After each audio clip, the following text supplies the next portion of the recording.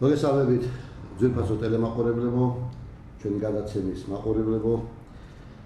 ჩვენ ქართულ ტელევიზიაში ვართ, დიდი მადლობა მინდა კიდევ ერთხელ უთხრა ქართულ ტელევიზიის ხელმძღვანელობას, რომ ძალიან ბევრ დროს უთმობს და დიდ ყურადღებას ამახვილებს ქართულ ლიტერატურულ და ზოგადად კულტურის პროცესებზე.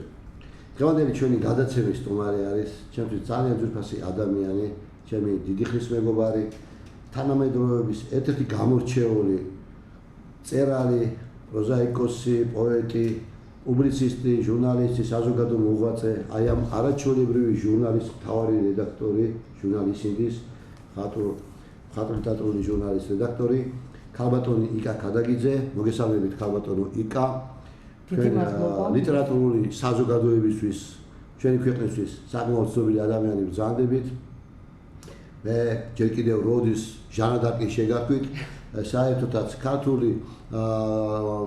ქართული ლიტერატურას კი არა და ზოგადად ქართული მწერლები ყოველთვის ავანგარდში იყვნენ ქვეყნის მიმდინარე პროცესებში, ეს იქნებოდა პოლიტიკური თუ რაღაც, ახლა ჩვენ მარტო გარსია ლორკას გახსენებაც საკმარისი იქნება და თქვენც რა თქმა უნდა ერთგვარი არა მარტო ლიტერატურული ჟანა დარკი ხართ, არამედ ჟანა დარკი ხართ ყველაფერში იმაში, რასაც ქვეყანაში მიმდინარე პროცესები ქვია, საჭიროებო პროცესები თუ აქტიური პრობლემატიკა.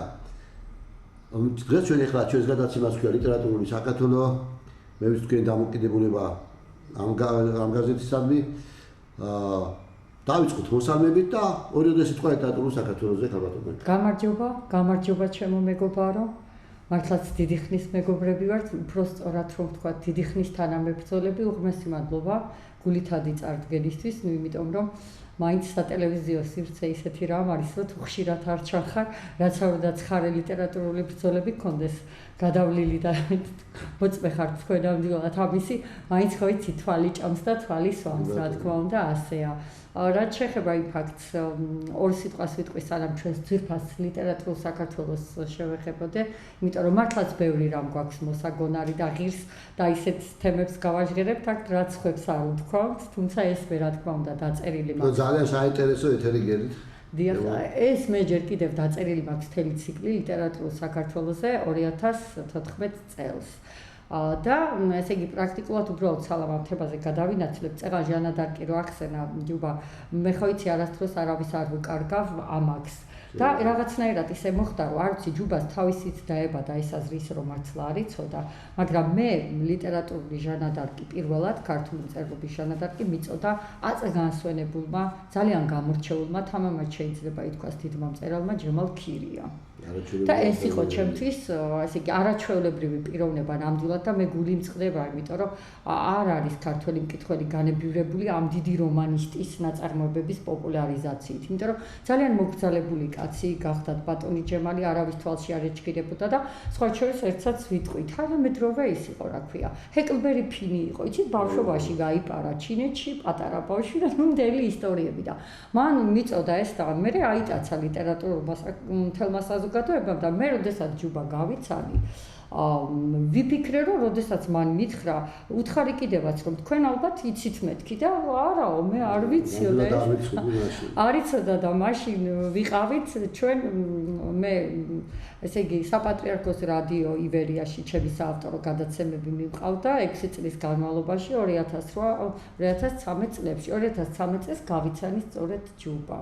და იქ ჩვენს მეგობრებთან ერთად ჩვენ ძვირფას თენგო ავსაჯანიშვილთან, რომელიც ჩვენი მეგობარი იყო, ჯუბა მისი ჭირის უფალი და თავ გადაკლული და უნდა ჩამეწერა თენგო ავსაჯანიშვილი, ჩვენი ძველი მეგობარი პოეტი, კარგი პოეტი სხვა შორის მიშა თუმანიშვილი და რა თქმა უნდა თენგოს კარგად ვიცნობ, მიხარია კარგად ვიცნობ მიშას და მომიყვანეს ეს სიმპათიური ახალგაზრდა კაცი და ვინ არის ვიკითხე, ჯუბა მაშინ იყო ძალიან მოგრძალებული, მაგრამ სატელევიზიო სივრცეში იყო ცნობილი როგორც ტელერეჟისორი და უფრო სატელევიზიო სივრცეში იყო ცნობილი და როდესაც ჩვენ ჩავწერეთ გადაცემა, მომეწოდა უკვე მისი ლექსები, ისე გაიბა იქ საუბარი რაღაცა.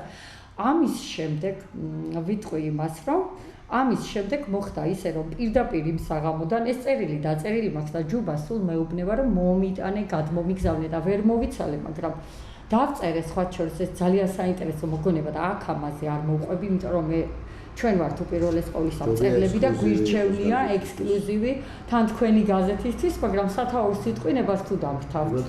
რომ ჩვენ პოეტები საქართველოსი ასე ვუწოდე და აი ზუსტად იმ რადიო გადაცემის შემდეგ ჩვენ ოთხივე სამი მუშკეტერივით და მეოთხე დარტალიანივით წავედით ეროვნულ ბიბლიოთეკაში და იქ განსვენებული ჩვენთვის ძალიან საყვარელი და ტრაგიკულად გადაღუპული გოგიტა არაბულის ხსოვნის საღამო დავგეგმეთ და წინააღმდეგობები გადავლახეთ და მე აღვწერ ამ პერიპეტიებს ამ წერილში ვინ რას აკეთებდა ამ დროს, რასაც მკითხველი ექსკლუზიურად რა თქმა უნდა ლიტერატურულ საქართველოში იხილავს, იმიტომ რომ ეს წერილი გზად მაქვს და გადმოუგზავნი ჯუბას უახლოეს ხანებში და დავუბრუნდები ახლა ლიტერატურულ საქართველოს.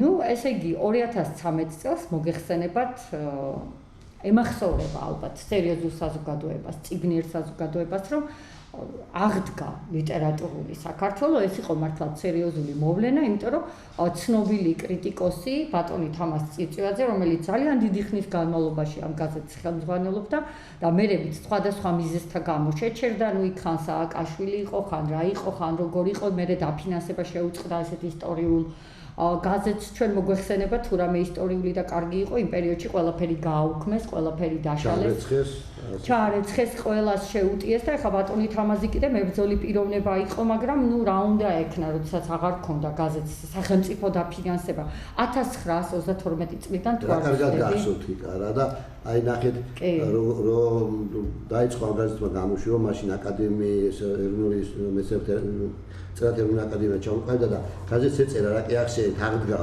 აღდგა ლიტერატურული საქართველო, აღდგება საქართველო. დიახ, ესე იყო და იმას ვამბობ, რომ თუ არ ცდები, შემისწორეთ თუ ცდები, მაგრამ არ ამგონია ჯუბა, რომ 1932 წლიდან გამოდი 31. ესე იგი წარმოიდგინეთ, რამდენი წლის 35 წლის თავი ხო, და ესე პრაქტიკულად რაღა აკრილია, ხო? ესე იგი 100 წლამდე 5 წელი გადარჩა და აი ესეთი გაზეთი გააჩერეს ხალხო. რომ ესე იგი ეროვნული ცნობიერებისთვის ლახვარი ჩაეცათ. აკადემია რო დაარსდა, ზუსტად მაგ პერიოდში დაარსდა აკადემია და ჩემთვის იყო ძალიან მოულოდნელი ბარი ამასაც ვიტყვი რომ მე შემომითვალა ბატონმა თამაზმა პირადად მე მას არ ვიცნობდი, იმიტომ რომ ნუ ის იყო ცნობილი კრიტიკოსი, მე იმ პერიოდში ახალგაზრდა ვიყავი, თუმცა მე უკვე ჩემი პუბლიცისტიკით და ჩემი ბრძოლით უკვე ცნობილი ვიყავი ლიტერატურულ წრეებში და მირეკავს. პირადად არ იცნობდი თორე ორივე. არა, პირადად რა თქმა უნდა და უცებ მირეკავს ერთი ჩვენი საერთო მეგობარი და მეუბნება ბატონ თამაზ წიწვაძის შემოთავაზება არის რომ თქვენ მოხვიდეთ ლიტერატურულ საქართველოში, სჭირდება ზუსტად თქვენისგან მებრძოლი მწერალი და იქ რამდენიმე გვერდს ჩაუდგეთ სათავეში. ნუ ეს დიდი პასუხისმგებლობა იყო.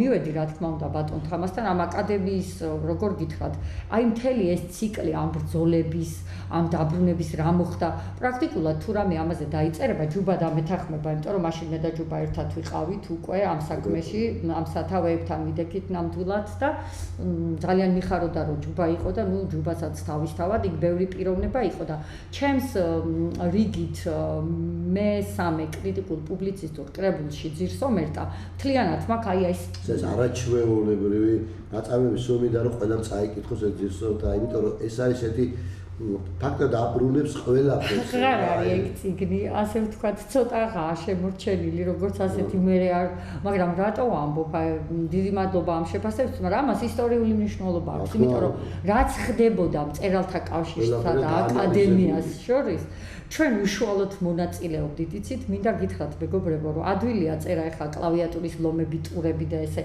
რომლებიც რაღაცას გაიგებენ და რაღაცას ამ გაფუჭებულ ტელეფონობანას თამაშობენ, ასე არ იყო საქმე. და მე ერწმუნება ჯუბა, რომ ესე იგი ჩვენ პირდაპირ ჩართული ვიყავით ისეთ ბატალურ აი იმაში, რა ქვია, ბრძოლებში, წერილები იყო დასაწერი, იქ მისასვლელი ვიყავით, რაც თავარია, ჩვენ უნდა გვცოდნოდა ყველაფერი. ასე ხომ არ შეიძლება? და ამავე დროს მინდა აღვნიშნო, რომ მე ვიყავი და ვარ კიდევაც დღემდე, რა თქმა უნდა, მწერალთა კავშირის წევრი. და წარმოიდგინეთ, ვარ მწერალთა კავშირის წევრი და ამ დროს არსდება აკადემია, რომლის სათავეებთან მე ვდგავარ და იყო ძალიან დიდი ზეწოლა მწერალთა კავშირის მხრიდან, რომ მე უნდა ესე იგი დამეტოვა მწერალთა კავშირი, მე ესეთი პასუხი გავეცი. როცა შემომითვალეს, რომ აი შენ უნდა დატოვო მწერალთა კავშირი, მე ვთხარი ეს მწერალთა კავშირი არის მიხეილ ჯავახიშვილის, გალაქტიონის, კონსტანტინე გამსახურდიასი და სხვა. ასე ზუსტად და მე არ დავტოვებ ამ კავშირს და თქვენ არა გაქვთ უფლება, რომ იმიტომ რომ მე ვიბრძვის სიმართლისათვის, დამაწერინოთ ეს განცხადება, ნუ აი ესე. სხვათა შორის განმარტებისთვის მინდა ვთქვა, რომ ჩემი მეორე ერთი დამფუძნებელი ვარ ამ ეროვნული წერა-თერმონ აკადემიის და მაშინაც ვამბობდი, აი პირველივე დღეებიდან ვამბობდი, რომ ეს არ შეიქმნა საპირწონედ, ეს არ შეიქმნა დაპირისპირებისთვის. ეს იყო უბრალოდ აკადემიური, ჩვენ ვიდოდა რომ წერათა კავშირი რომელიც ძალიან ბევრი ადამიანით იყო სავსე, იქიდან აკადემიური ხალხი შეკრებილი იყოს 300 კაცამდე ვთქვათ, აკადემიაში და ყოფილიყოს ისევე ბირთვი წერათა კავშირისა. ასე არის, ხო? ეს ასე იყო.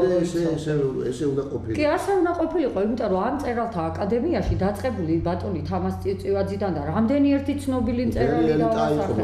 თერი ელიტა ყველას გაეხარდა და ყველას უნდოდა რომ თამას წიწივაძის მეთაურობით აქ გამხდარიყო აკადემიის წევრი, იმიტომ რომ ბატონი თამაზი იბრძოლებდა, ის მებრძოლი იყო და ზუსტად აქედან გამომდინარე უფრო აი რაღაცა პრემიები და მე არ ვიცი ახლა მთავრობისგან რაღაც ყველაფერი შეუწყვეტეს მაშინ წერობას და მე სხვა შორის 2005 წელს მიმიღეს მწერალთა კავშირში და რეკომენდაცია გამიწია ჩვენმა საყვარელმა და ცნობილმა მწერალმა ტარიელ ხარხელოვმა, რომელსაც პირდაპირ თქვა, რომ იკას თუ არ მიიღებთ, მე გამოვალო მწერალთა კავშირი და ბატონ ტარიელ. კი, რა თქმა უნდა, დიდი სიყვარულით და პატივისცემით რაზეა საუბარი და ამით რისი თქმა მინდა, იცით რომ იგივე საყვარელი ხალხი იყო იქაც და აქაც რო ეს ხალხი გადმოსულიყო და ის არ უნდა ყოფილიყო დაპირისპირების საბაბი, პირიქით რაღაც უფრო უნდა გარკვეულიყო და მე როგორ გითხრათ, დღემდე პატივისცემით მოვიხსენიებ, ნუ იქ ვიღაცებმა თავი გამოირჩიეს, ახლა გამოიჩინეს ცუდი გაგებით, მაგრამ არ დავასახელებ. მაგრამ ჩემთვის როგორც წერალთა კავშირის წევრობა, ასევე აკადემიის წევრობა, იყო იცით რისი ნიშანი, რომ ჩვენ ვიყავით ეროვნული მწერლობის დამცველები ამ ლიბერასტული, აი ამ ბუღაძის, აი ამ საშინელი ფლანგის, ამ როგორ გითხრათ, აი რომლებმაც შეურაცხეს ქართული მწერლობა ამ ვიღაც ბურჭულაძეებმა, ამ ბუღაძეებმა და მწერლობა ისტორია ქართული. რა თქმა უნდა, მაგრამ ესენი ხომ პრაქტიკულად ისხდნენ ტელევიზიებში, იყო ამათი მე ადრევე დავწერე ტელეშვილობილების დიქტატურა იყო.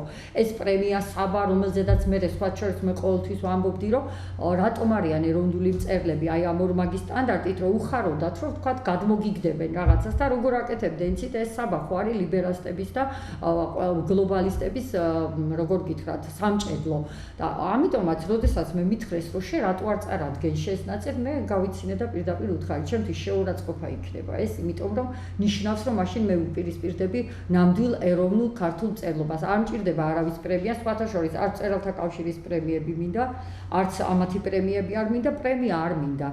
ილიას თქმისა არ იყოს, ჩვენ არ მინდა ტაში.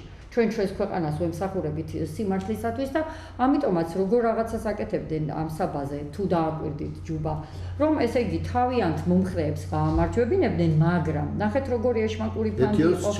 ერთი ორს კი ბატონო პატივსაცემ გაუვლიდნენ, ჯავახაძე, სიკჭანტუ, ნუ ესეთ ვიღაცებს ნუ არც ბესიკ ხარანაულს და არც განცონებულ ტარიელ ჭანტურიას მე არასდროს არ ჩენდი პატის, ჯავახაძისგან განსხვავებით, ვახტანგ ჯავახაძისგან განსხვავებით ის მართლაც ჩემთვის პატივსაცემია, მაგრამ სხვა უფრო ეროვნული მწერლებიც როგორ გითხრათ, გარიეს ამ ამბებში. ფაქტია, ნახეთ, ფაქტია, რომ მიუხედავად იმისა, რომ 1000 კიდევ კონკურსი შეიქმნა, ის კონკურსებიც, რომლებიც სახელმწიფო დაფინანსებაზე არიან და რაღაც, ვერავიდნენ იმ დონეზე მაინც. ვერავიდნენ, იცი. ახლა მე რას გულისხმობთ?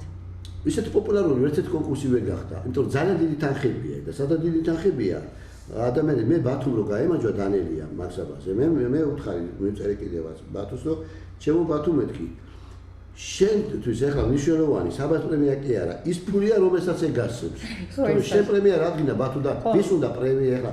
არც ერთ მწერალს პრემია არაფერს არ აძლევს მის ავტორიტეტს და მის პოეზიას და მწერლობას. მე მგონი პირიქით არ თმეს, იმიტომ რომ გააჩნია ვიცი. ამ შემთხვევაში ფულია რა, მე ფულის გულივსის თორე. ხო, არ უნდა მიიყვანო მწერლები საერთოდ ამ ზომამდე. ეს ძალიან გლობალური საკითხია და გლობალური პრობლემაა, რომ პრემიების მიხედვით არ უნდა ხდებოდეს, მაგრამ როგორ არის, იცით, მე ჯერ კიდევ ძალიან ადრე დაახლოებით 10-15 წლის წინ დავწერე საკონკურსო ვარიაციები. ნუ ალერგია მჭირს ამ პრემიებზე და ძალიან ბევრი წერილი მაქვს დაწერილი. ნუ ესე ერთო კონკურსებში ავიღებ უკვე. აი, ზუსტად და რატო აუხსნი ორი სიტყვით? კარგ თემას შეეხეთ ჯუბა, თუ შეიძლება ორი სიტყვით. მერე იწყება დავა მოგეხსენებათ კულისებში ჩხუბი მეუკეთესი დავწერე, იმან უკეთესი დაწერა, ერთმანეთს რო პირზე კოცნიან, პირს უკან განძღავენ ამ პრემიების გულისთვის, იცით რა? არის ეხლა მარადიული გამარჯვებულებიც უწოდე მე იქ ავტორებს, ყველა მიცის დღეს შენ, ხვალ შენ, მაზეკ შენ და ედაცულებიან ერთმანეთს. და მე რა მოხდა, იცით, ისეთი ამ ხალხს დაემართა სინდრომი, რომ მათი შემოქმედებაც დაკნინდა, იმიტომ რომ უკვე წერდნენ კონვეიურული წესით, რომ აი ხო, კონკრეტულად ამისთვის ეხლა მხატვრულ ხარისხსაც ნაწარმოებისას აქვს უდიდესი მნიშვნელობა, ესე შეკვეთით ვერ დაწერო, პრემია ავიღო, ამდენი სიტყვა ჩასვა, ამდენი გამოაკლო. ეს არის ძალიან ცუდი ტენდენცია და გარდა ამისა ჩემთვის პირადად რაც არის მნიშვნელოვანი თუ შეიძლება რომ ორი სიტყვით ვიტყვი ამას და რას.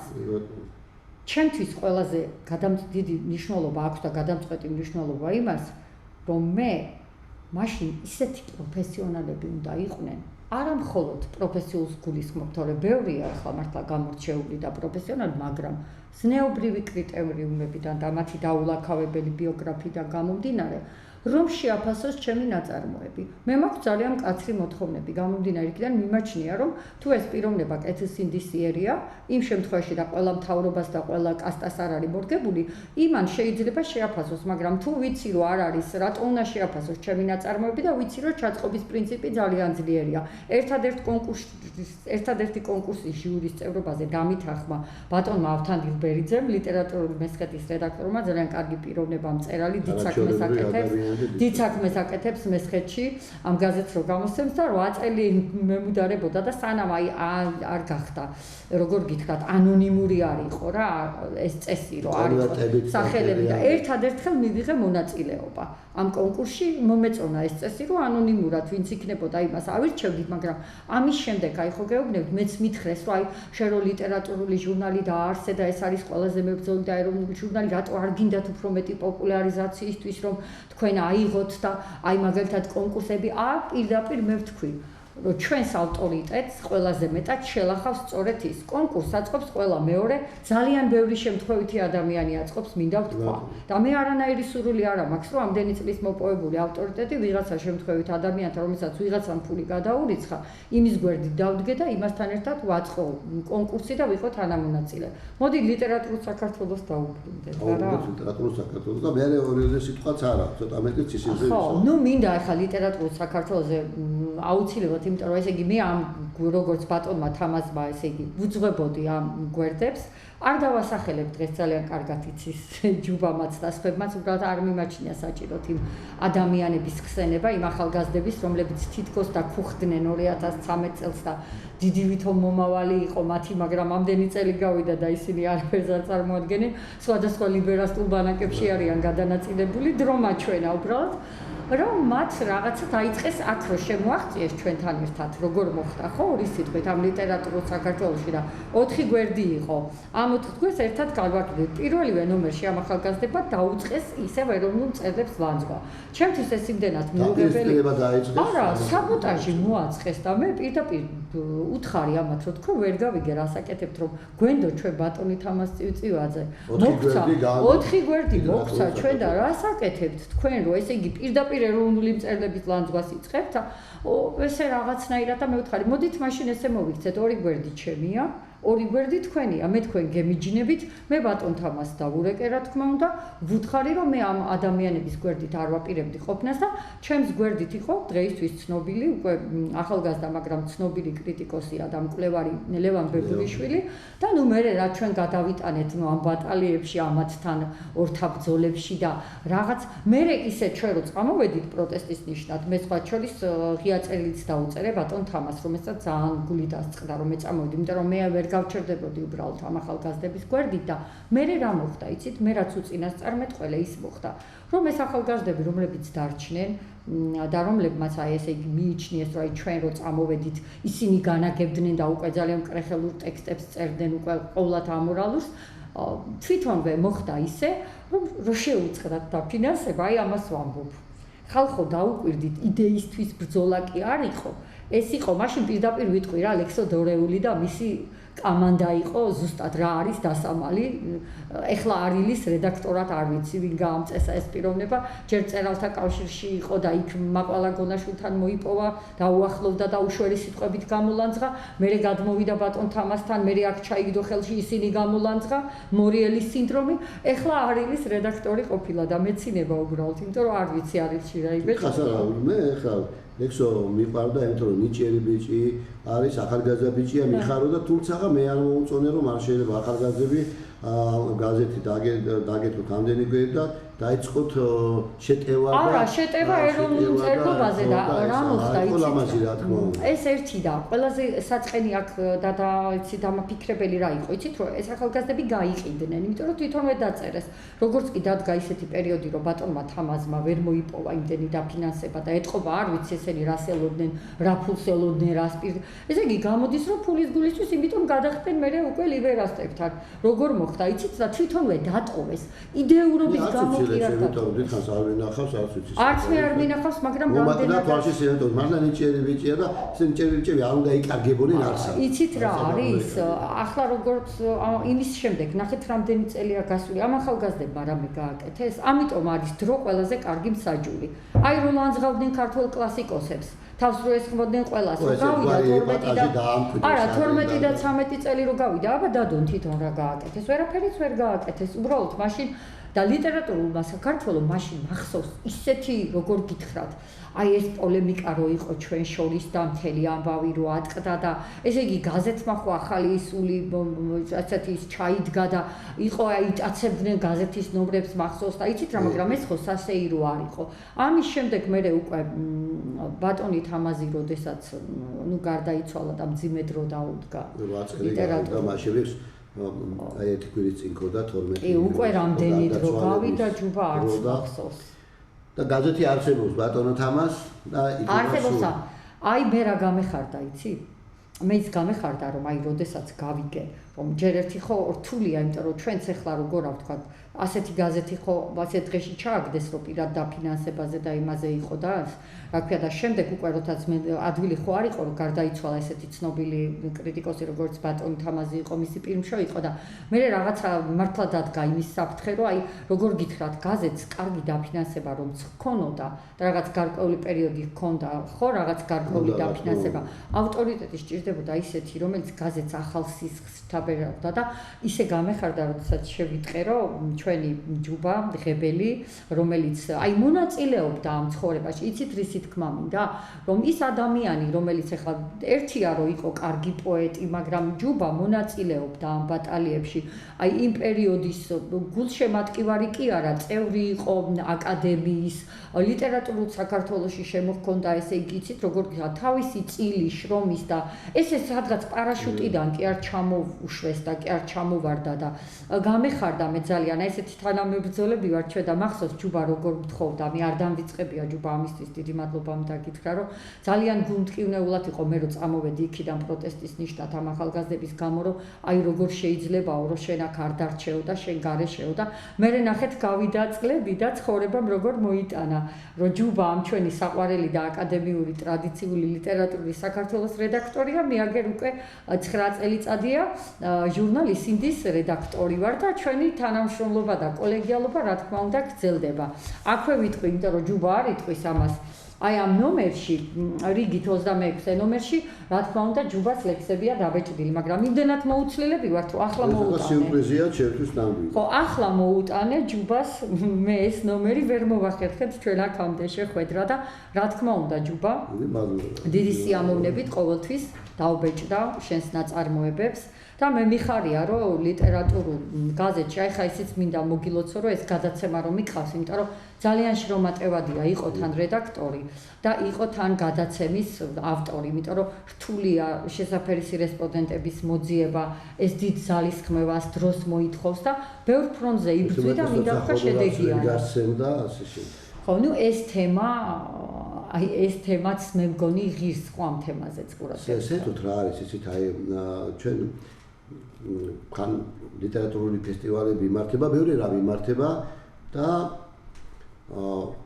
ხშირად ამბობენ სხვადასხვა ქვეყნის წარმომადგენლები, რომ ლიტერატურა იქ კი არ დუქს, არამედ თანხები არის სერიოზული მათზე გამოყოფილი და ჩვენ წუწუნებთ თითქოს ჩვენთან წერობას არ ექცევა შესაძლებელი ყურადღება. აი ამ დროს იკა სახელმწიფოს მიერ ამაზე ვამახვილ ყურადღებას და არა ხა კერძო ფირმა ვისაც უნდა ის დააფინანსოს იგივე საბა და იგივე ასე სახელმწიფოდან იმდენი თანხები მიდის წერობაზე, რამოდენიმე მილიონი მიდის. წარმოგიდგენია. მე არ ვიცი, ის უხდიან ამდენ თანხას მართლა არა. თქვენ თორე მილიონობით ფული იხარჯება. რაში ციგნებზე, რომელსაც კაცმა არ იცის რა ციგნებია. რაღაც ფესტივალებზე, რომელსაც კაცმა არ იცის. აი რამე შედეგი აქვს ამას? ან საზოგადოება ვიღაცას იცნობს და ფაქტურად მათგან მწერლები, აქ წერა ლერიანი მოგზებს აუბრობ. გაჭირებული მწერლები არიან დღეს ადამიანები. გიგი ხორნაული, ლერიანი მონაკი, როგორი მწერლები ყავს. ვიღაცები ფულს აკეთებენ აი ამ რაღაცეებით რა და ეს ჩვენი უხუცესები ესეთი საყვარელი მწერლები. თითოეულა რო შემოგჩნდით, შემოგჩნდ და მე აუცილებლად აი როდესაც მაგ თემაზე ვლაპარაკობ, ერთი რამ არის. ის რომ ჩვენ ვაჟას თქმის არ იყოს, ჩვენი ხარჯით გამოვცემთ ამას. ბევრს უთქვამს, რომ სხვა შორის ერთ ჩვენი საერთო მეგობარი შეხვდა და ამას საყვედურებს. რატო არ მიმართავ შენ კულტურის სამინისტროს, იმას არ მიმართავ, ამას არ მიმართავ, ამას დაგიფინანსებენ. აი მაშინ მე ვიტყვი პირდაპირ, კულტურის სამინისტრო და არ ვიცი სხვა რა სამინისტროებია და დაწესებულებებია, ისეთ ჟურნალ-გაზეთებს აფინანსებენ, რომლებსაც არ აქვთ გამოკვეთილი ეროვნული პოზიცია, მებრძოლი პოზიცია არ არის და მე რომ მათგან დაფინანსება გამოვითხოვო, მაშინ უნდა ვიყო მათგან დავალებული. და რასაც მიკარნახებენ, მაშინ ის უნდა გავაკეთო. ამას მე მირჩევნია უხეშად რო ვთქვა, ჩემი და ჩემი ძვირფასი თანაგუნდელების თანხით და ავტორების, რომლებიც შემწეობით, ესე აუცილებლად გამოვცე, იმიტომ რომ კონდეს დამოუკიდებელი პოლიტიკა. ის ეროვნული კურსი, ის ეროვნული, რასაც ისინი მიყვება, რომ განუხრელად სიმართლეს. ჩვენ ახლა 200 ეგზემპლარი არის ჩვენი ჟურნალი, არც იმაში იყიდება ჯიხურებში, არცად არ იყიდება, ვისაც თუ აინტერესებს შეუძლია თვითონ მოგვართოს პირადად და ერთ რამეს ვიტყვი, შეიძლება უკვე სასაცილოდ ჟღერდეს, რომ 9 წლის წინ რო დავაარსეთ, აი ეს ნომრები, აი ასე გამოცემული. აუცილებლად უნდა ვახსენო, რომ ჩვენ გამომცემელი არის ყველაზე საუკეთესო გამომცემელი საქართველოში, ღვთისმიერი და ძალიან ეროვნული პიროვნება კახარუსიძე, თავის შესანიშნავ კოლექტივთან ერთად. უღრმესი მადლობა მინდა გადავუხადო, იმიტომ რომ ერთი თეთრით ჩვენთვის თანხა არ გაუზრდია 9 წლის მანძილზე. როგორი ინფლაცია, იმიტომ რომ იცის, რომ ჩვენ უბრალოდ ვერ გამოვცემთ და როგორც მაშინ 5 ლარი ღირდა, შეხედეთ როგორი დონის ჟურნალია. 5 ლარად გვაქვს ეს ჟურნალი, მაგრამ როგორ არის, იცი, ჯიხურში რო არ არის, იქ არ არის, აქ არ არის, აი ჯიხურებიც აღარ აქვს ჩვენ. არა გვაქვს, მაგას ვამბობ. ეს კეცადი პრობლემა არის. და არც მინდა რომ იქ დავდო, იმიტომ რომ შეიძლება ნამდვილ მკითხველს ის 5 ლარი რო აქვს და ვიღაცა მეტი დაადოს, ვერ გადაიხადოს, იცი ჯუბა. აი ესეც არის და არა. ბიბლიაში წიგნი თუ შეიტანე, თუ 20 ლარი უნდა გაკიდო 40 ლარად. შესაბამისად ვერ იყიდეთ. მე ვიცი, რამდენადაც ვიცი, ხა იცით რა, მე არ მიყვარს, ხა მე არა მარტო პოეტი ვარ, კრიტიკოსი ვარ, მოგეხსენება და ამას რატო ვამბობ? ფაქტების გარეშე არ მიყვარს არაფერზე, რომ რაღაც ცილისწამება არ გამოვდეს, მაგრამ რამდენადაც ჩვენთვის ცნობილია და თუ თქვენ უფრო ჩახედული ხართ და მეტყვით, მან წიგნის შეტანაში ითხოვენ საკმაოდ სერიოზულ თანხას. თანხას ითხოვენ, იმდენ თანხას ითხოვენ, რომ მე მგონი წიგნი რო გაიყიდოს, წიგნი რომლის ანალოგი გამოვეცი, თავისი გვერდებით, ფორმატით და ყველაფრით იყიდებოდა 12 ლარად ბიბლიაში. მე შემაქვს წიგნი 8 ლარად, იგივე წიგნი, იგივე ფორმატის და ვეუბნები, რამდენად გაყიდით. 25 ლარად. ეს თვითონ გეუბნები. თვითონ მეუბნებია, სხვანაირად ვერ. რატო 25 ლარად? აგერ გიდებთ წიგნი, რომელსაც 12 ლარად ყიდით. მე ვთქვი რა არის? ხო, აი საინტერესო. ხო, ნუ ეგეც ერთგვარად ის არის, მონოპოლიზირებული არის რა. არა, ყველაფერი მონოპოლიზებულია ჩვენთან, ესე იგი ეს მონოპოლიაა ყველაფერი და ვერცად ვერ შეიტან რეალურად. აი ჩვენ რუსთაველის 16-ში ერთადერთი შეურაცხყოფა ამ კითხველის, ჩემი წიგნი თუ გის 12 ლარი 25-ად რატო უნდა ვაიძულო ჩემი მოყარული კითხველი რომ ვაკიდო 25 ლარად. ამიტომ მაგა ჯობია, რომ ჩემი წიგნები ვისაც ამჩევა იქ რომ შევიტანო, მაგრამ ზოგადად გინდა რომ იდოს, რომ ვიღაცა რა თქმა უნდა, ისევე როგორც ჟურნალი, მაგრამ ამიტომ მირჩევნია რომ პირადად მოგმართონ რა, იმიტომ ვამბობ ხო. და ერთადერთი მაღაზია, სადაც დაიდო რუსთაველის 16 ნომერში მშვენიერი მაღაზიაა. იმ არკაში შევიდნენ ბატონო და იქ შეიძინონ თუ მაინც და მაინც, იმიტომ რომ არ იცის ხალხმა ეგეც მკითხველმა არ იცის რომ არსებობს ეს მაღაზია. ეს რეკლამაში არ შეგვიძლია და გინდა ჩამოყალიბდეს. არა, ძალიან კარგი მაღაზიაა. ნამდვილად. ეს არაჩვეულებრივი ბუკინისტური მაღაზია, სადაც ძალიან კარგ ციკლებს შეიძლება. კი ბატონო და ცენტრშიც არის და რუსთაველის 16 ნომერი ხა ყველამ უნდა იცოდეს და ესეც საკმაოდ სერიოზული და მწვავეა. ახლა ერთ რამეზეც გავამახვილოთ ყურადღება. არსებობს სნობიზმის აი უმაღლესი გამოვლინება.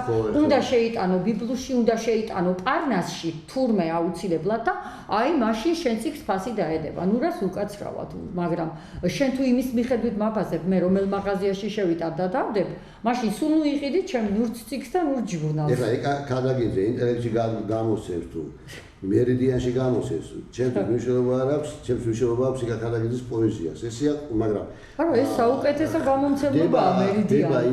ხდება ისე, რომ როგორ არ არის ეხლა მარტო ის რა დღეს გარდა ისინდისა ჩემო ძვირფასო ადამიანო ბელა შალვაშვილის შაჰნამე გამოსა არაჩვეულებრივი გამოცემა არის. ნამდვილად ძალიან კარგად არის სერიოზული გამომცემლობა, იმიტომ რომ ბატონიკა ხა ეხლა ხო მიიწვიეს და უკვე უნივერსიტეტის მას გამომცემლობას უდგას სათავეში, რომ იქ აღორძინოს იმდენად დიდი ამისი ავტორიტეტი და შრომის მოყვარეობა და ყველაფერი სადაც წავიდა, იმიტომ რომ მისი პირადი ეს კერძო გამომცემლობა. არის გამომცემლობა, რომელიც პიარს უკეთებენ, ვინც იბეჭდება იმასაც, არადგენენ ისინი იგივე საბაზე რაღაცას და ვიღაცას ურჩევენ ცნობიზმია, რომ იქ გამოსეს, იქნებ უფრო მეტი ავტორიტეტი ქონდეს მისთვის, თუ თქვათ იქ გამოიცა. არა და არ არის ასე. იქში რა წერია იმას აქვს მიჭრობა და არავის ის ახლა. ეს სხვათაშორის მოდი ჯუბა თქვათ გულახდილად. მე იცი რომ პირდაპირ საუბარი მიყვარს, ამაზე ხშირად დამიწერია და ნუ ეს ტიტულიც არ მომიპოვებია, ერთ-ერთი ტიტული, რომლითაც ვამაყობ, რაც არის ჩემი ბრძოლით. არა, ჩემი ბრძოლით და დიდი ხანი გავიდა მას შემდეგ და რატო ვამბობ, რომ დანარჩენი არც პრემია, არაფერი, უბრალოდ პირდაპირ ვამბობ. თვითონ წერლების უმრავლესობა არის სნობიზმით შეპყრობილი ორმაგი სტანდარტით. ერთს ამბობენ ერთგან მეორეგან მეორეს ყველასთან მეგობრობენ არ გამოდის თან ეროვნული იყო თან ლიბერასტი იყო თან აგინებდეს საკუთარ ქვეყანას თან საბას პრემია გინდოდეს არ გამოდის მეგობრებო ჩვენ არ ყოლია ასეთი წინაპრები ყველამ კარგად იცის ის გენიალური წერლები ვინც იყვნენ როგორი პუბლიცისტები იყვნენ და ყველა მათგანი როგორ რთულ და ეკლიან გზას გადიოდა და ესე არ გამოდის რომ შენ თან ფული აიღო და თან მე ხალხში იძახო რომ იცი რა მეც ეროვნული ვარ და მეც პატივი მომაგე და იმ თემასაც შევეხოთ ორი სიტყვით სანამ უშუალოდ გვაქვს კიდევ ხო თემები ჩვენ ინტერნეტ სივრცეზე უნდა ვთქვა 2-3 სიტყვა ისიც რომ ძალიან აი წლებია მე მაგალითად 2000 როგორ გითხრათ პირველი სალონი დავაარსე 97-ში მაშინ ძალიან ახალგაზრდა ვიყავი და ეს დრო არის როცა ჩაბნელებულია ჩაბნელებულია და ერთ-ერთი პირველი სალონი იყო ახალგაზრდული მარად ახალი ქნარი იყო არ დაუკარგავ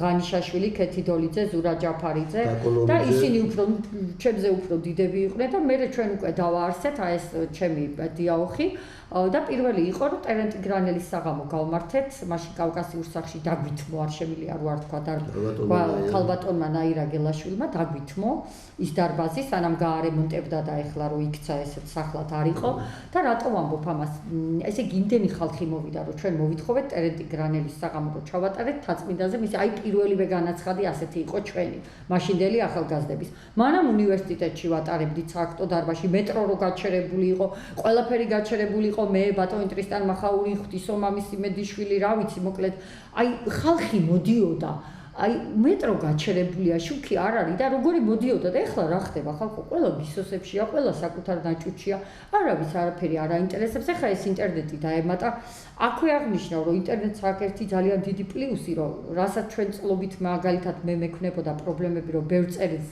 არ მიბეჭდავდნენ იმის გამო რომ სიმართლე იყო და ბრძოლა მიწევდა და მე ინტერნეტში შემეძლო უკვე მაშინ სანამ მე ჟურნალს გამოვცემდი და სანამ ახლა ყოველთვის ფული ხო არ გაქვს რომ წიგნი გამოსცე არა არ არის ესე მარტივი და ამ რედაქტორებთან და იმებთან ცალკე მთელი ამბები იყო და ახლა ინტერნეტში შეგიძლია ნებისმიერი ტექსტი გამოსცე მაგრამ ამას აქვს მეორე ძალიან ცუდი რამ რომ პრაქტიკულად ინტერნეტს აქვს თავისი სპეციფიკა აქ ყველა ერთად არის შეღრილი უხეშად რომ ვთქვათ პროფესიონალიც არაპროფესიონალი და ერთი ძალიან ცუდი დამღუპველი წესი, რაზეც სერიოზული წერლები ყოველთვის გულისკივილით ამახვილებენ ყურადღებას. შეიძლება ვიღაცა პროფანმა მოაგროვოს 2000, 5000, 10000 მოწონება რაღაცა ტალახი ბალახის უაზრო გარითვით, ვიდრე აი შედევრი დაიდოს მაგალითად და ძალიან ძლიერი და დიდი პოეტის ლექსი დადონ და თქვა 20 ან 30 მოწონება ჰქონდეს. ეს რას ნიშნავს, იცით, რომ აი ინტერნეტმა პრაქტიკულად აი შეჭამა, ამოჭამა, ამიტომ იქ სერიოზული აღრევა მოხდა. ხო, აი აღრევა მოხდა სწორია ჯუბა და როგორ არის ისეთი ხშირად მithქვამს ხოლმე რა, რომ ვერ დავდებ ჩემი სპეციფიკიდან გამომდინარე. იმ სერიოზულ ნაწარმოებებს ამოგლეჯილს რაღაც აი ვერ მიაწვი, არ და ინტერნეტში უნდა წაი. ხალხო, წიგნს აქვს თავისი ფუნქცია, ჟურნალს თავისი, გაზეთს თავისი, რასაც ლიტერატურულ საქართველოში წაიკითხავ, რასაც ჟურნალ ისინში წაიკითხავ, რასაც თქვა სხვა ჟურნალში წაიკითხავ, სადაც მართლა რაღაცა ღირებული იბეჭდება, იმას ინტერნეტში, მაგრამ იძულებული ვარ, მეც ძალიან ბევრი ადრებით უმეტეს ახლა ისეთი აი იგივე არაბიზაციაზე წერილები, ფრაგმენტები პოსტებად მე ვაქვეყნებდი, იმიტომ რომ მინდოდა რომ და მე ზიარდებოდა და ძალიან ბევრი ადამიანი ნახულობა, ეს ძალიან კარგია. მაგრამ პროფესიული თვალსაზრისით მოყვარულების ზედმეტად გათამამება და ზედმეტად რომ აი ვიღაცა უწერს ისეთი რომ აი შენ დიდი პოეტი ხარ, შენ კარგი პოეტი ხარ, შენ მეფე ხარ, დედოფალი ხარ, ამ თვალსაზრისით ძალიან ცუდია, იმიტომ რომ საჭიროა შეფასება, საჭიროა კრიტერიუმი, საჭიროა ისეთი დონის კრიტიკოსი, პუბლიცისტი, რომ შენი ნამუშევარი 5-10-20 წლის მერე მოიპოვო ეს და არა ინტერნეტის ვიღაცამ.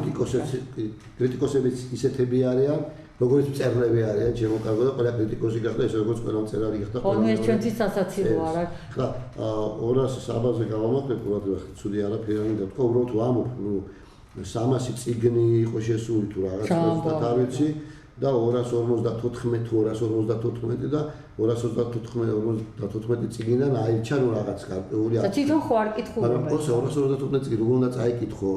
რამდენი ხანი შეიძლება 254 მაგაზე კურიოზი მახსენდება ჯუბა და მათქმევინე, რომ თვითონ ერთ-ერთმა წევრმა თქვა რომ ბებია ჩემი კითხულობს, მე ვერ ვასწრებ და თუ მოეწონება, აი ხალხო.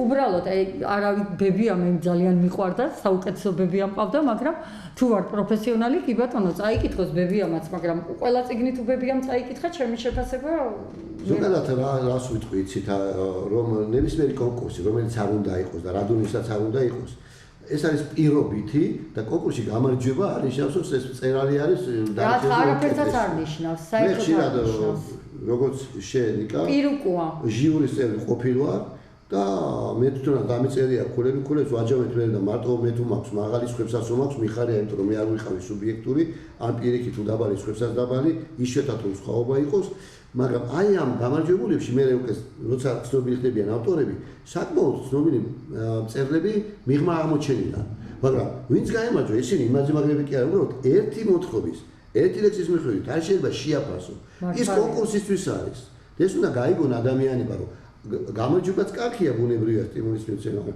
ამეროს დამარცხება ანიშნავს რომ ეს ცუდი მწერალი ხარ პირიქით ისეთი მწერლები არიან მათ საკმაოდ ცნობილი მწერლები რომელიც ვერ იმარჯვებიან ხოლმე. სხვათა შორის ჯუბა ნობელის პრემიაზე რო აქვს გართულება თავიდანვე დავწერენ ყველაზე მაღალ პრემიად ხო ეგ მიაჩნია წლების წინ. ნუ ეგეც ფულის გამო მიაჩნია და ბორხესი და უმბერტო ეკო და ლევ ტოლსტოი და ისინი არ იყვნენ ნამდვილი მწერლები ვინც იყვნენ ნობელის და შეიგის ბობ დილანს მიანიჭეს კარგით და ძალიან ბევრი ანუ როგორ გითხრათ იცი არ ნიშნავს ეს არის აი არ შეიძლება ესეთი ობივატელური ეს პოლიტიკური კი ძალიან დიდია კონიუნქტურა ამ კონკურსებისადმი უნდობლობა და მე დავწერე კიდევაც ჩვენ იმიტომ არ გვირჩევენ რომ ეს ნობელები აქ რო შემოვიდნენ და ბათუმში რო გადაგვეყიდნენ მე სხვა შორის სერიოზულად მართლა ესეც იყო რომ ეს ჩაიდო რომ ქართველთა როგორ ეხლა ოთარ ჭილაძე და ბევრი ისეთი ჯემალ ქარჩხაძე და რამდენი ყავდა ისეთი დიდი ქართველი მწერალი რომ ბარე ბევრს ჩაისვამდა ჯიბეში მაგრამ ესეც პოლიტიკური კონიუნქტურაა და ქართველს ამიტომ არ ირჩევენ ხო ბევრი ნიუანსია რომ უნდა იცოდე და ერთსაც ვიტყვი კონკურსზე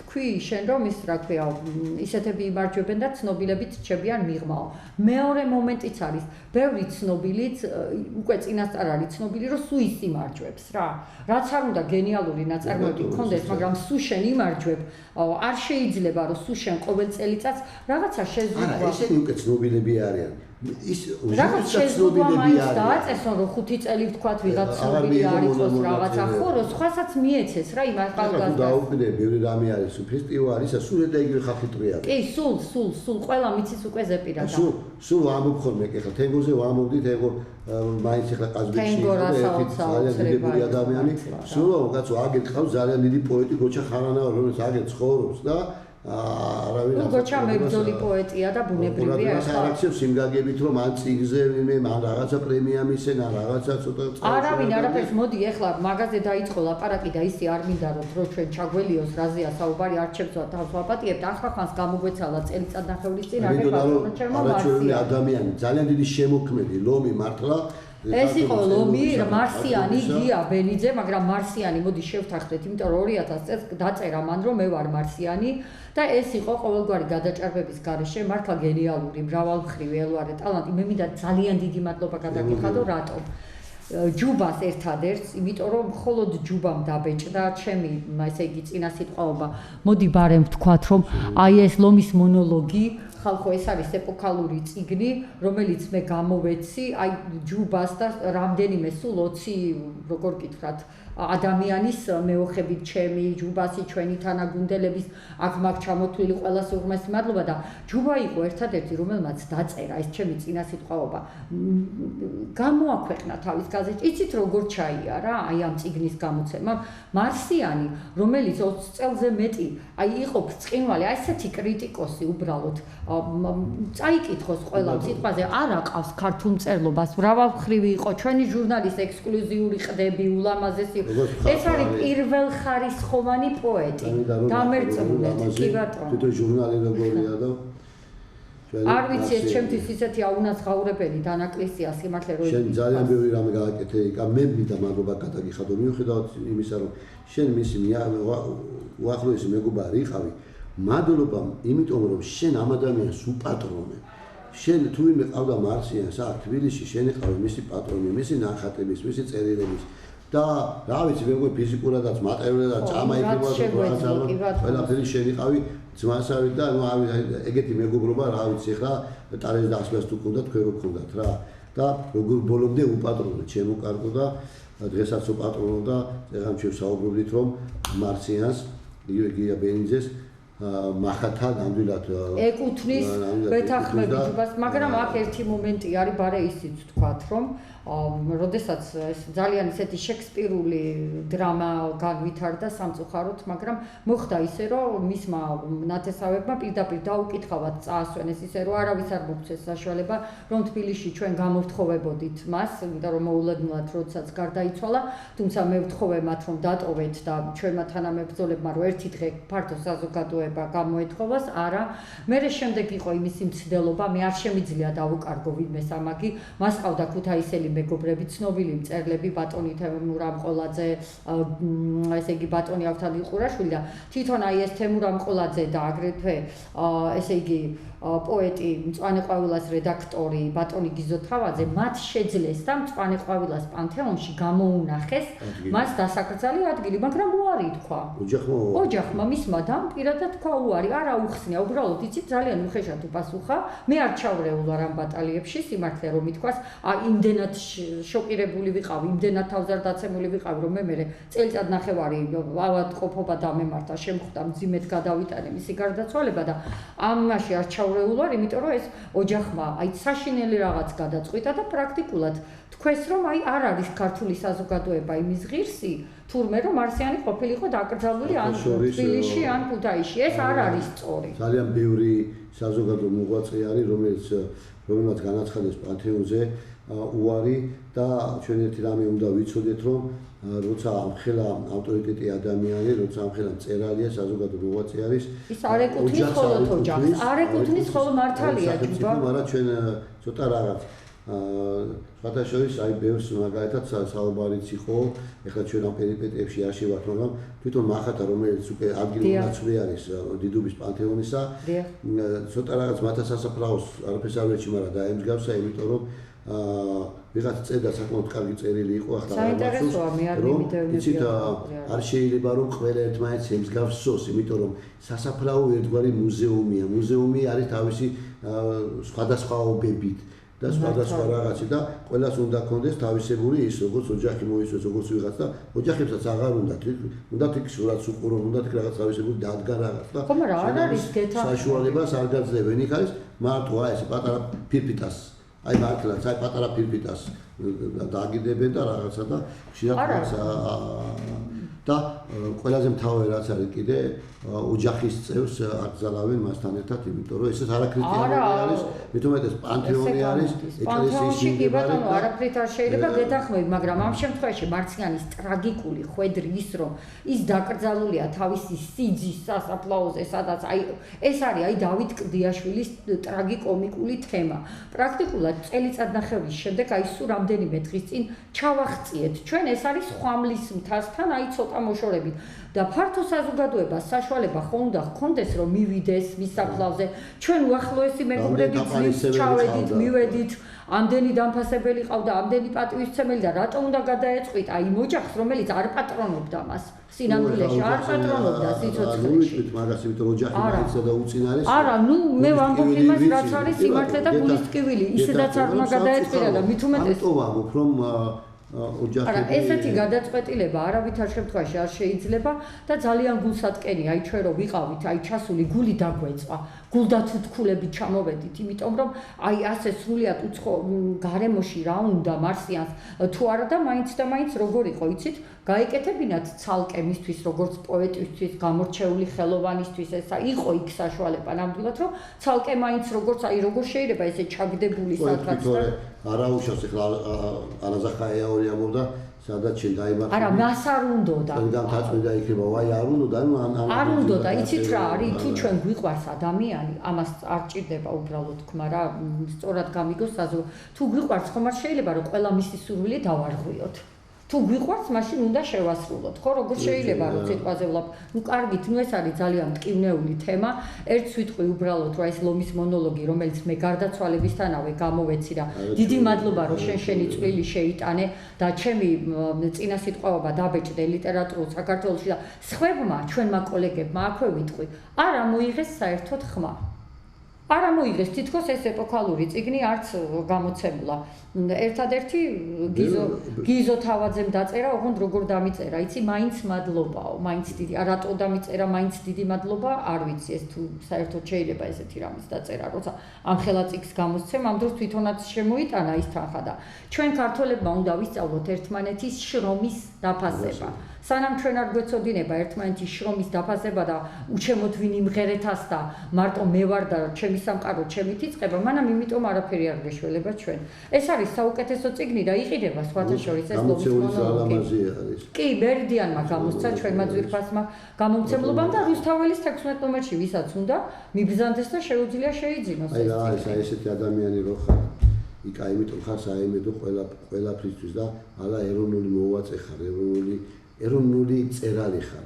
აი ეს არის ჩვენ. მე რაც შემიძლია იმას ვაკეთებ. ქართულ წერას ყოველთვის ჰქონდა ტრიბუნა.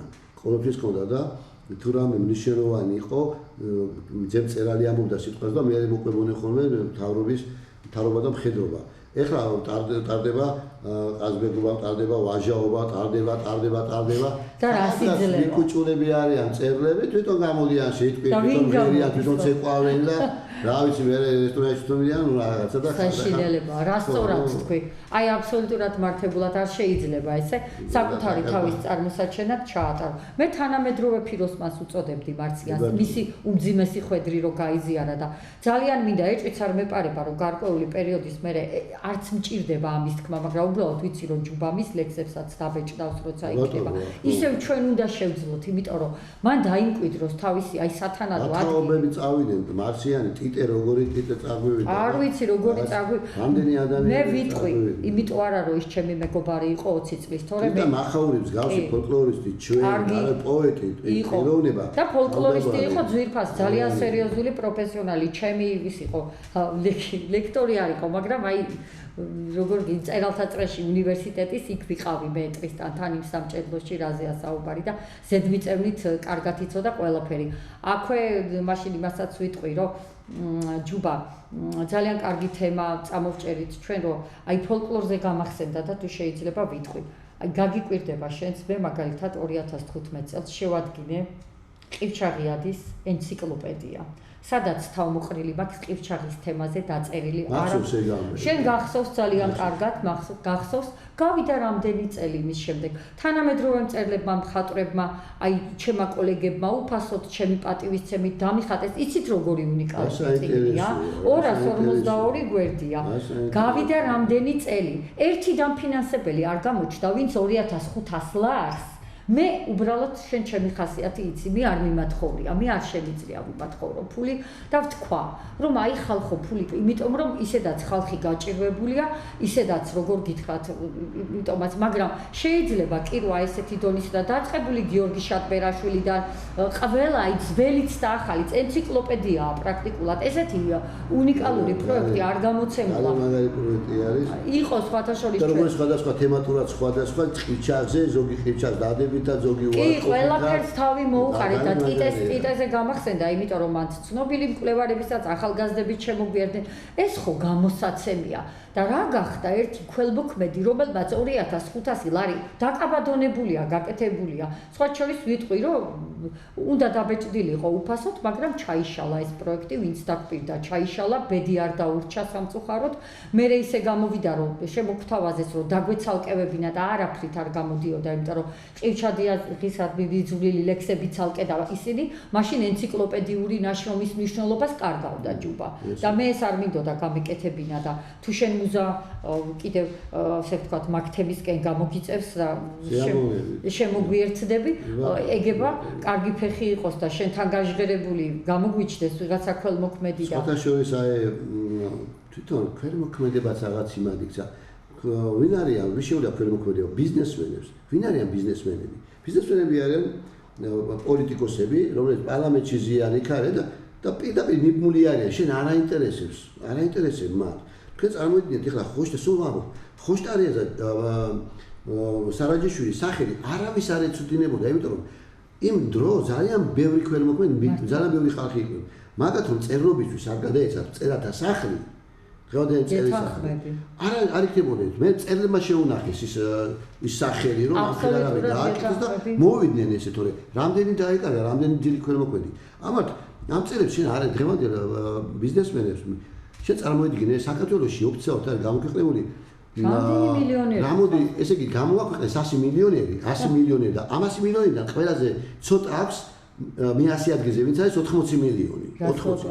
თქვენ წავიდეთ ახლა 1 მილიონამდე რო ჩამოვიდე, შეიძლება 100,000 ქართველი. და რამდენი ზის პარლამენტში რამდენი მილიონერი. ნუ ეგენი ყველა მილიონერები არიან, კაცო. ყველა მილიონერები არიან. სხვათა შორის აბსოლუტურად მართებულად შენიშნე და აქვე ცოტა სარკასტულად დავამატებ, იმედი არ მიწყეს ჩვენი არც მსმენელი, არც მკითხველი და შეც გაგეცინება, რა თქმა უნდა, გულშემატკივრულად, რომ ძალიან კარგი წერილი აქვს მარსიანს, რომელიც ასხვავებს ქველმოქმედს, მეცენატსა და სპონსორს. სპონსორი არის, რომელსაც ფულის ამოგება უნდა იმწამსვე. ნებისმიერ ფასად. ეს არ არის ქველმოქმედი. ეს არ უნდა არის. იმას უნდა რაღაცა პარტიული ნიშნით, უნდა რაღაცა კომერციული ნიშნით, ესე არ ხდება ეს. ქველმოქმედი უნდა იყოს უანგარო და წერდა მარსიანი, რომ აი ჩემში რო ჩადოსო ვინმე ეს თანხაო 4 იმდეს ვერც მიხვდება, რომ ამოიგებსო, იცით აი ამ თემაზე რაღაცა საოცარი წერილები აქვს და ეხლა რომ ახსენდება ისე მტკივა გული, კაცი რომლის ესე იგი ლექსების კრებული კიდევ კარგი რომ მოვასწარი და მისი ცოცხლეში ლომის ზოდიაქო, უნდა ვთქვა დახმარებით ჩვენი ესე იგი ბათუმელი კოლეგის მე მივწერე პაატა სურმანიძეს, არის ესეთი პოეტიშვილი ნიჭიერი ნიჭიერი პოეტია საკმაოდ გამორჩეული, მე მისი წიგნის რედაქტორიც ვარ და პაატას ვუთხარი, რომელსაც ძალიან უყვარდა მარსიანი, ჩვენ ყველას galaktioni გვიყვარს და ვართ მებრძოლი galaktionologები და პაატა იცნობდა ძალიან კარგად არის ესეთი მშვენიერი პოეტი და ქველმოქმედი ქალბატონი ჯენი ჩხეიძე, რომელსაც პირადად არ ვიცნობ და პაატას ვუთხარი, რომ მე რამდენადაც მსმენია მეთქი, იმდენი ცოტა ისეთი პოეტებიც დააფინანსა, რომლებიც არც იყვნენ დასაფინანსებლები და იქნება მარსიანისთვისაც და აი იყოს სასწაული რაღაც, რომ ესე იგი ქალბატონმა ჯერი გამოგზავნა ეს თანხა და მე ეს ლომის ზოდიაქო ლექსების კრებული გამოვეცი, აი მარსიანი გაცოცხლდა და მე რო დავუწერე ის წინა სიტყვაობა და აი გაცოცხლდა და აი ამას მოვესწარებეო, რატომ უნდა ყოფილიყო ასე? რატომ უნდა ყოფილიყო? ესე სამწუხაროდ აბრიალობაში გვიწევს ჩვენ ცხოვრება. იკა შემოძვირთვას შეიძლება დრო გაგვეპაროს. როგორც ვთქვათ გავიზდო და რა საინტერესო რესპონდენტი ხარ შენ 2 საათიც არ გიყოფა და რამდენი მნიშვნელოვანი თემები მეორა ჩვენ კიდევ მოგვიწევს საუბარი ცოტა პოეზიასაც დააუბრუნდეთ ჩვენს პოეზიას და ვისაუბროთ ჩვენ მაინც ცნობილი ხარ როგორც პოეტი, დღევანდელობის ერთ-ერთი გამორჩეული პოეტი, მიღმა კრიტიკისა, მიღმა გამომცემლისა, რედაქტორისა, ასევე ძალიან საჭიროებო პუბლიცისტიკისა და მაინც პოეზია შენი ანი დახოე. ზუსტად რასაც მარსიანი ამბობდა, რომელმაც მაიძულა ქვიშის გალაქტიკა 2017 წელს გამომეცა. არაჩვენებული წიგნი, არაჩვენებული სათაურით. ახლაც ახალი წიგნი მზად მაქვს, სხვა შორის მარსიანის ვეყდით, ეგ არის რომ მარსიანის წინასიტყვაობა ვეღარ ექნება სამწუხაროდ. აი ამაზე წყდება გული, თუმცა მას მიეძღვნება. როცა იქნება და მივახწევ მე, სხვა უმრავლესი პოეტებისგან განსხვავებით, მაგ კატეგორიაში შენც გადიხარ ჯუბარო, ჩვენი თავისთვის ვერ ვიცლით, ჩვენი პოეზიისთვის ვერ ვიცლით, იმდენი საზოგადოებრივი საქმე გვაქვს, მაგრამ რა თქმა უნდა, უპირველეს ყოვლისა მე ვარ პოეტი და მხოლოდ ამის შემდეგ. ბოდლერისას ვიზიარებ, ყველაზე კარგი არის პოეტი კრიტიკოსი, მაგრამ ჯერ ვარ პოეტი. და მხოლოდ პოეზიის მერე იწყება პირველადი, უმნიშვნელოვანესი, რითაც მე საზოგადოებამ გამიცნო და სხვა შორის მინდა ვთქვა, რომ უნივერსიტეტში აი თავიდანვე აიტაცეს და თავიდანვე დიდი სიყვარულით და პატივისცემით, თავიდანვე მიხვდნენ სხვათა შორის. აი ყოველგვარი გადაჭარბების გარეშე არ ვიტყვი ახლა საქებარ სიტყვებს, ბევრი კარგი რამ დაწერილა აღმატებითი ჩემზე, მაგრამ აი თავიდანვე მიხვდნენ. და მე მადლობელი ვარ. მოვიდა ახალი სახე ქართულ ლიტერატურაში. მადლობელი ვარ ძალიან იმ პიროვნებების არ იყო აქ არანაირი შური პირიქით, მაგრამ ერთს ვიტყვი, რომ ვინც აი როგორ გითხრათ, ჩვენ გვაღიარა და ზოგადად ვისაც შეუძლია, ისინი აი იმიტომ იჭირს მეტრები არიან და აი იმდენი წავიდა ეს ჩვენი ძვირფასი ვიც დავასახეთ, მე ამ ხალხთან მეგობრობდი. მე აი ვინც მართლა ქართულ მწერლობას უანგაროდ ქმნი და ვისაც ესმოდა, ეხა აღარ არიან ჩვენ გვერდით, ღმერთმა აცხონოს ჩვენი აკაკი, ბრეგაძე, უძვირფასესი საუკეთესო გამომცემელი, ჩვენი ციალა არდაშელია, ეს საუკეთესო პუბლიცისტი, საუკეთესო რომანი თემურ შავლაძე, ჩვენი თემო ჩალაბაშვილი, რანაირი ხალხი წავიდა, უბრალოდ არ ვიცი, როგორი ხალხი წავიდა და ესენი იყვნენ ჩვენთვის ძვირფასი მეგობრები. არ ვიცი, ეს ლევანი როდის, აი მე სიმართლე გითხრა, ვერც კი მოვასწარეს ახალგაზრდა კაცი, რასაშინე, ნამდვილი პოეტი იყო და აგერ ჩვენი თენგო ასაჯანიშვილი, არა ძალიან აგერ ჩვენი მარსიანი ვილაპარაკეთ მასზე და ისიც რა, აი ამათთან ერთად ვიყავით ჩვენ. ამის შემდეგ რაღაცა მარტოსულები დავრჩით თითქოს რა. ისე იმიტომ რომ ჩვენ ვართ დამოკიდებული ვიღაცა ინტერნეტის ხალხზე, რომელსაც შეიძლება სულ არ მოსწონ ხარ, იმიტომ რომ ნაცი არ ახარ, ხოცი არ ახარ, გიშჩის წევრი არ ახარ და ნაცკოცობა მხოლოდ გადამიყოლას. არა, მაგ თემას ვერ ასწდები, მაგრამ მოდი კაი ლექს წავიკითხავ ბოლოს და ბოლოს. შენ შეგიძლია შევიკვეთო რა თემაზე. კიდე კარგი რომ აქ არის ლექსები. ჩვენ ბოლოსკენ ვართ ეხლა და 1-2 ლექსი და ერთი დაამთავრე, მე ყველა ლექსი შენი მიყვარს. რომელიც გინდა. კარგი, მაშინ მოდი იცი როგორი რაღაცა გავაკეთოთ. შენ მაინც არ მკითხე არაბიზაციაზე. შეიძლება აღარ გიყოს ახლა არაბიზაცია. ხო, მაგრამ მე მაინც ვიტყვი რომ ხო, აი ვიტყვი რომ აი ამ ნომერში, ისინდის ნომერში არის არაბიზაციის ციკლი და სხვა შორის მთლიანად მიეძღვნა ჩვენი ჟურნალის ისინდის და აქვე ვიტყვი რომ ჯუბას ახლა მოუტანე და აქ არის ჩემი დიდი წერილი არაბიზაციაზე. მე მიტინგებზეც დავდიოდი, იმიტომ რომ მიმაჩნია რომ წერალი უნდა იყოს იქ, სადაც ხალხი დგას, ხო? არაბიზაცია ისლამური ექსპანსიის საფათო იარაღი, ეს მე არ დამიბეჭდავს არცად. ეს ძალიან კიმეული თემა არის. საშიში თემა კი არ არის საშიში. როგორ არის შემოსევა თუ რა დავარ. ხო, შემოსევა, ამაზე ხმა უნდა ამოიღონ ქართულმა მწერლებმა. ქართულმა მწერლებმა, რომლებიც რატომღაც დუმან, ყველა თემაზე ლაპარაკობენ, მღერიან, ჭიკჭიკებენ, ამ თემაზე მწერლობამ თავისი სიტყვა უნდა თქვას. მე არ ვიცი, მიხარია რომ შენ ლაპარაკობ ამ თემაზე, შენ გაზეთში არის პუბლიკაციები, მაგრამ აგერ ისინი იბრძვის ამაზე, ეს წერილი მე არ გამომიქვეყნებია პოსტებად. იმიტომ რომ ეს არის ვრცელი ფორმატის წერილი, ეს გამოქვეყნდა მხოლოდ ისინში, არ ვიცი, რა ვისაც ხელი მიუწვდება, შეიძლება მე როგორ გითხრათ, დავყო და ისე გამოვაქვეყნო, იმიტომ რომ აუცილებელია თუ ეს თემა. კარგი, მაშინ მოდი ესეთი ლირიკული გადასვლა გავაკეთოთ.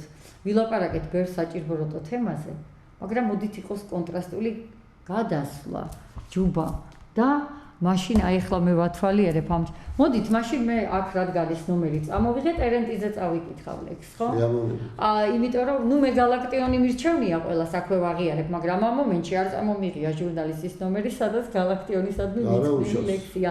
და ამიტომ რახან ეს ნომერი არის და ძალიან მიყვარს რა თქმა უნდა ტერენტი, მარსიანს ბრწყინვალე წერილი აქვს ტერენტიზე და გალაქტიონზე ადარებს. ნუ ეგეთი წერილი არსებობს და ეს ჩემი ასე ვთქვათ აქ არანაირი ჟანადარკული შემართება არ არის სპირიტიკა. აქ არის პოეტური.